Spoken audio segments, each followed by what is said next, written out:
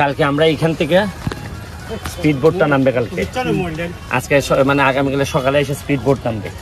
Speed boat নামলে পরে কালকে আমরা সবাই একটা ফ্রি রাইড, সবাই ফ্রিতে স্পিড বোট চলতে পারবে, যেটা কক্সবাজার 250-300 টাকা লাগে। এখানে ফ্রিতে আমরা অনেকেই এখানে স্পিড বোটে চালাবো।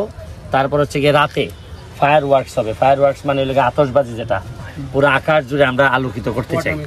আর বিকাল থেকে আমাদের নামাজ শেষ করেই এখানে আমরা মিউজিকের একটু গান হবে, একটু এমনি হয়তো কেউ গাইলে আর না, আগামীকালকে আর লাইটিং থাকবে। আমরা হেভি লাইটিং করার ব্যবস্থা করছি, রাতে যেন একটা স্পেশাল লুক থাকে। শুনেন, মানে মানুষকে বিশ্বাস করানোর আগে তো আপনাকে একটু দেখাইতে হবে যে আমরা আসলে কি বানাইতে চাচ্ছি। খালি বক্তব্য দিয়ে গেলাম যে পর্যটন নগরী করব, কিন্তু আপনারা কোনো কিছু দেখলেন না। যে আমি চাই যে সোনারঘাট মাধবপুরের মানুষ আস্তে আস্তে দেখুক যে আমি আসলে কি বানাইতে চাচ্ছি। দেখেন, জাস্ট পানি আসার আগ পর্যন্ত কিন্তু এক রূপ ছিল, পানি আসার পর আপনি সন্ধ্যার পর এখন আপনার বসতেই ভালো লাগবে, কারণ এমনিতেই তো আমাদের আনন্দ করার মতো কিছুই নাই, খালি যন্ত্রণা, খালি সমস্যা।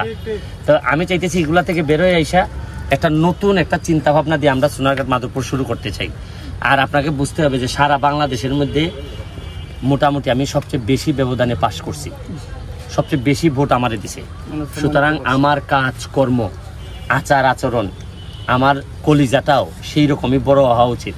মানুষরা আমি বলছি যে আমার 8 ঘন্টা পাহারা দেন, আমি আপনাদেরকে আগামী 5 বছর পাহারা দিয়ে রাখবো, পাহারাদার হিসাবে থাকবো। এখন আমি তাদের সব কিছুর পাহারাদার হিসাবে আছি। তাদের উন্নয়ন, তাদের পরিবেশ, তাদের সংস্কৃতি যা যা আছে সব কিছু ধরে রাখার দায়িত্ব এখন আমার। আর আরেকটা বিষয় হচ্ছে গিয়ে যে এত বেশি বরাদ্দ জননেত্রী শেখ হাসিনার সরকার থেকে আমি পাইতেছি, এবং আমার আশ্চর্য লাগতেছে যে এর আগের বরাদ্দগুলা কোথায় ছিল, কীভাবে খরচ হয়েছে। নাইলে আমি মাত্র 4.5 মাসে প্রায় 29-30 কোটি টাকার বরাদ্দ অলরেডি চলে আসতেছে। আমার রাস্তাঘাটের জন্য 25 কোটি আসতেছে। আপনারা জানেন যে এইগুলার জন্য বিভিন্ন সময় একজন এমপি তো আমার নামে বিচারি দিয়ে বসছে সংসদ ভবনে, এই সংসদে। তো এরা, আমি জানি না যে এই মানসিকতা আসছে কিভাবে, যে জনগণের টাকার হিসাব আমি জনগণকে দিব, এতে অপরাধের কি আছে, নাকি না লুকানোর মধ্যে কোনো আনন্দ আছে, আমি জানি না এই আনন্দটা কি। আমি আমার এলাকার যারা ইয়াং আছে তাদেরকে একটা টেন্ডেন্সি শুরু করতে চাই যে রাজনীতি করলে দুর্নীতি ছাড়েন, আর যদি দুর্নীতি করতে চান আল্লাহর রাস্তে রাজনীতি ছেড়ে দেন। আপনার কাছে আপনারও আরো ব্যবসা আছে, এগুলা গিয়ে করেন। কিন্তু যে জিনিসটা করলে মানুষের হাজার হাজার মানুষের ভাগ্য নির্ধারিত হয়, এই জিনিসটা নিয়ে আপনি খেলানেলা করেন না। দেখা গেল আপনি চিন্তা করে দেখেন, এই জায়গাটা 40 বছর ধরে এইরকম ময়লা ছিল, মানুষ চিন্তাও করতে পারে না যে এই জায়গা দিয়ে দুর্গন্ধের জন্য আসা যেত না। অথচ আমরা কিন্তু এই জায়গাতে একটা পর্যটন প্রতিমন্ত্রী পাইছিলাম, আমরা পর্যটন মন্ত্রী বলতে গেলে আমরা পাইছিলাম, কিন্তু পাওয়ার পরও আমাদের কপাল একটুও চেঞ্জ হয় নাই। অথচ আমি তো দেখেন, আমি তো মন্ত্রীও না, আর বলতে পারেন যে আমি দুর্বল এমপি। তো দুর্বল এমপি, স্বতন্ত্র এমপি, তাতেও তো আপনি দেখেন যে কিভাবে আমি পরিবর্তন করতেছি। তবে জেনে রাখেন যে আর আগামী 4 বছর আছি, তো আমি এই 4 বছর যদি বেঁচে থাকি তাহলে বহু জায়গায় হাত পড়বে, বহু জায়গা বদলে যাবে। কারণ আমি তো বলছিলাম যে জন্মের পরে যে জন্মস্থান আমি পাইছি, মৃত্যুর আগে এর চেয়ে ভালো জন্মস্থান রেখে যাবো। আপনাদের সবাইকে আমি অনুরোধ জানাই যে যে যার জায়গা থেকে, কেউ হয়তো ইউটিউবার, কেউ হয়তো ফেসবুক, আর কেউ হয়তো এই আপনারা বিভিন্ন কাজে সমাজ সেবা করতেছেন, আপনারা সবাই আসেন। আমি নিজে যদি 2 নাম্বার হয়ে না থাকি, আমি যদি অসৎ হয়ে না থাকি, তাহলে আমার হাতকে শক্তিশালী করেন। আমরা সবাই মিলে সাধারণ নির্যাতিত নিপীড়িত মানুষের পক্ষে একটা শক্তি হয়ে আমরা দাঁড়াই। এবং আমার একটা বিশ্বাস, এই যারা সত্যিকারের সত্যকে ধারণ করে তারা যদি একত্রিত হয়, ওই অসৎ লোক, অসভ্য লোক, দুর্নীতিবাজ, এরা কোনোদিন টিকতে পারবে না। ইতিহাস সাক্ষী দেয়, মনে রাখবেন, ইমানের শক্তিতে বলিয়ান হয়ে যদি আপনি কোনো কিছু করেন, তাহলে অসংখ্য বেঈমান কিন্তু আস্তে আস্তে পরাভূত হয়, পরাজিত হয়। এটা আমরা করে ছাড়বো। হ্যাঁ, না পানি বেশি হয়েছে কারণ আছে, এই বছর চাষে গর্ত তো করলাম, তাও বেশি হয়েছে। আচ্ছা, এখন যেটা এই মামু তোমার পানি এখন আমার বউ এই সুযোগে 2 সাইডের যে কচুরি ফানা ফেনা, এই ফেনা তো 2 সাইডে ওরাই লাউন গেল নে খালকের থেকে দেখাইলে 20 জন হামলা লাগাও, যেটা আছে খালকের থেকে ফাইনাল তোমার দায়িত্ব হইল এই সাইড করতে হলে আমি তো পানিটা ভাইলাম, কচুরি বানাগুলা নিবা আর দিন খালি বাড়বো এখন টানতে সুবিধা হইব তুমি কালকে শুকাই গেলে কঠিন আমাকে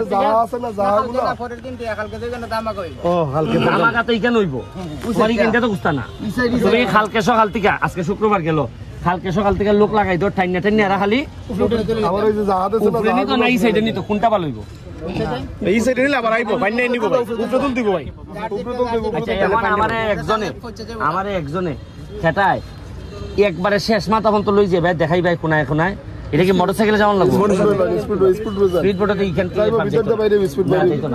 আর স্পিড বোট যাইবো সামনে ময়লা আছে ময়লা আটকে যাবে সাইকেল নিয়ে গেলে যাইতাম পারবো কেমনে যাইবা সাইকেল নিয়ে কেমনে যাবো সব জায়গায় সাইকেল যেতে না আইতো তো যাইবো কেমনে এটা তো কোনা দুলাল ভাই এদিকে যাওয়া যায় ডিজেল মেটে সাইকেলে যাওয়া যায় ভাই রাস্তা আছে পুরো মাথা যেতে পারে রাস্তা আছে ভাই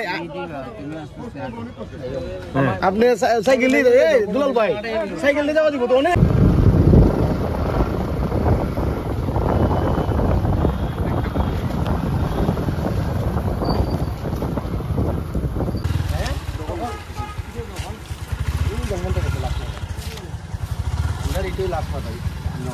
এদিকে দিয়ে মাথা ওইদিকে আরো তো যদি পুরাটা খালি করতে পারো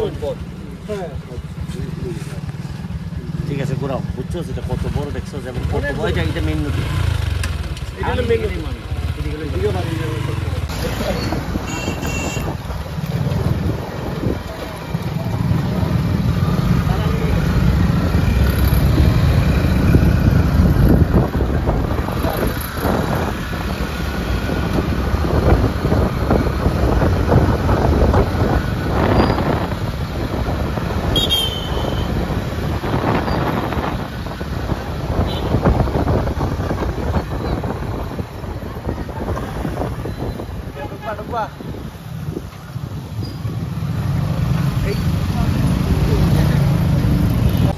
আর ঈশ্বর বলে জায়গা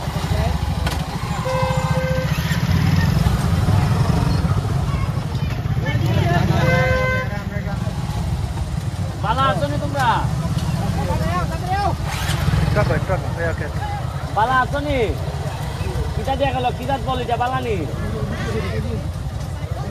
এইটা বালা না বে আল্লাহ জায়গাটা এই এর 600 টাকা দিয়ে দিয়া এই একটা বললি একটু করতে যা এই আমাদের যাচ্ছি এই একসাথে যোগাযোগ ভাই তোমার যাচ্ছি দিব মাম্মাই ঠিক আছে হ্যাঁ জায়গা পড়ালেখা করো